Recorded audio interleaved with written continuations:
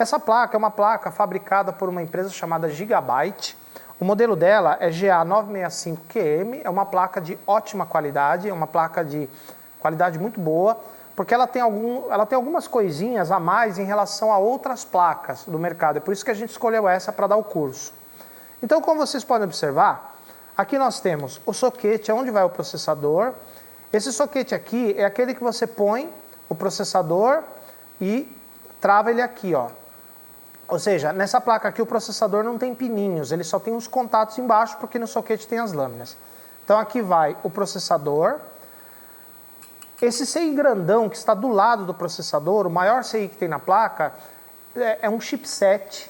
Chipset significa conjunto de circuitos, que na verdade é um circuito integrado. Esse circuito integrado recebe o nome de ponte norte. A ponte norte é responsável pelo controle do processador, dos slots de memória RAM, que são esses daqui, e do vídeo. Tanto o vídeo onboard, que sai por esse conector DB15, quanto o vídeo offboard, que vai ligado nesse slot, chamado PCI Express 16X. Antigamente, as placas tinham outros slots para ligar o vídeo, mas nessa placa, que é uma mais nova, ela usa o slot PCI Express 16X. Nós temos aqui um outro chipset um pouco menor, chamado ponte sul. A ponte sul vai ligado em outros conectores dessa placa, como por exemplo, os slots PCI, que são esses daqui, o conector da LAN, que é da rede interna, onde você liga o cabo de rede para você, por exemplo, navegar na internet ou conversar com outras placas.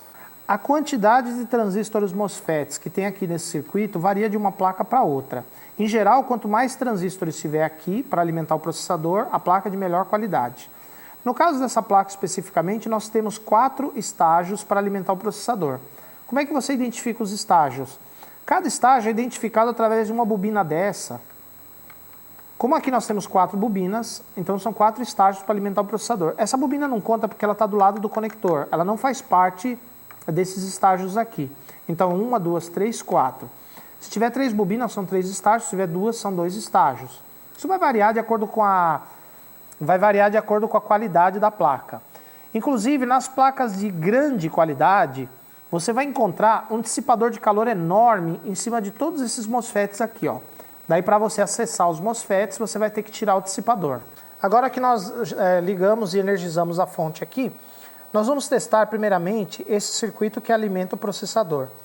Nunca coloque um processador numa placa que você vai testar sem antes verificar se esse circuito aqui está funcionando perfeitamente. Por quê?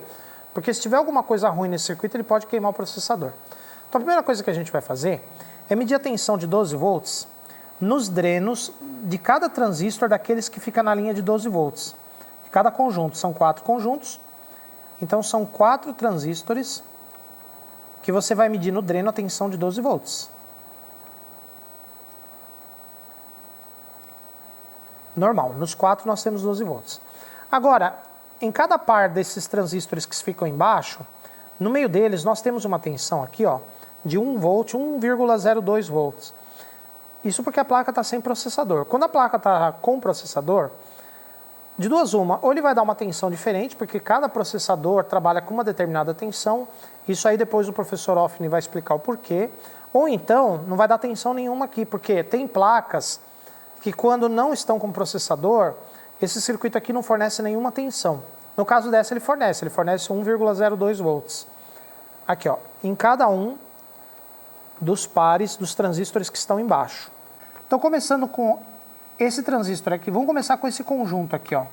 Esse é o transistor de cima que vai na linha de 12 volts. Olha só, no gate dele está chegando uma tensão em torno de 26 volts pico a pico. Esse pulso aqui. Esses dois são os transistores que vão ligados ao terra. Como eles estão em paralelo, basta eu medir o sinal no gate de um deles. Olha lá. Deu uma tensão em torno de 16 volts pico a pico. E aqui no dreno desses transistores que estão de baixo, nós temos os pulsos que depois vão passar pela bobina, pelos capacitores e vão fornecer a tensão contínua para o processador. Então, ó, daqui, ó, ele vai para o resistorzinho, tá vendo lá, ó? E do resistorzinho, ele vem aqui para esse componente. tá? Olha lá. Então, já descobrimos qual é o componente que eu preciso verificar se está em curto. É esse diodinho duplo. Medir diodo é bem simples, né? O que a gente vai fazer? A gente vai medir esse sinal do reset aqui no conector do slot. Lembrando que esse sinal chega aqui nesse slot no pino A15. O pino A, aliás, o lado A é esse que está à direita de vocês no vídeo. O lado B é o que está à esquerda. Aqui embaixo, né, perto do fundo da placa, é o pino 1. Então, 1, 2, 3, 4 até chegar no 15.